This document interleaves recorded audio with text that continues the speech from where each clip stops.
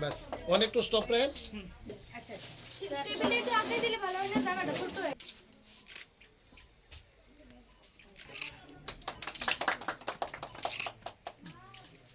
আমরা যেটা দেখছি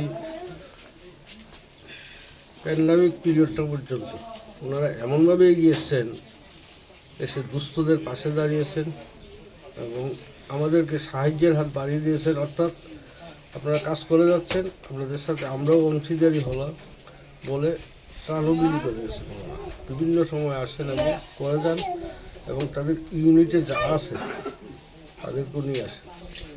আসলে তারা সাধ্য যতটুকু আছে সাধ্য অনুযায়ী তোমরা বারবার চেষ্টা করে যাচ্ছেন এবং সমাজের মানুষ যারা আছে তাদেরকেও শিখিয়ে দিয়ে যাচ্ছেন যে কীভাবে মানুষদের সাহায্যের জন্য হাতটা বাড়িয়ে দিতে হবে।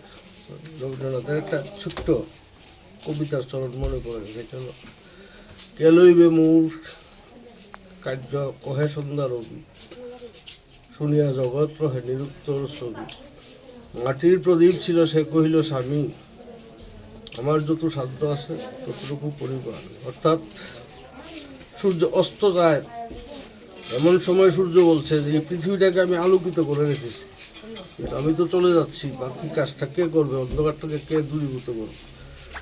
তখন কেউ আগে এগিয়ে আসেনি, দাঁড়িয়ে রইল সবাই। এমন সময় একটা মাটির প্রদীপ ছিল, সে বলল আমার যতটুকু সাধ্য আছে আমি করব।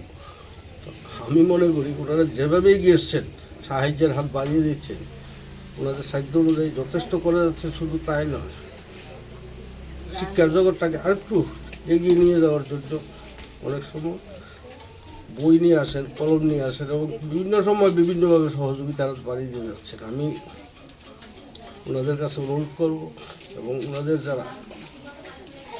সাথে যারা এসছে, ছাত্রছাত্রী যারা এসছে, তাদের কাছে আমাদের অনুরোধ থাকবে মানুষের পাশে এসে যেভাবে দাঁড়িয়েছে মন মানসিকতা যাতে ঠিক থাকে এবং সমাজের যারা সচ্ছল স্বাবলম্বী তাদেরকেও রাস্তা দেখিয়ে দিয়ে যাচ্ছে। এটা কাজে আমরা চাই ওনাদের এই মন মানসিকতা নিয়ে প্রতি মুহূর্তে আর প্রতিটা ক্ষণে ক্ষণে আসুক, এটা আমি ওদের কাছে কামনা করি এবং আমি মনের দিক থেকে তাদের আন্তরিকভাবে শ্রদ্ধাও জানাই।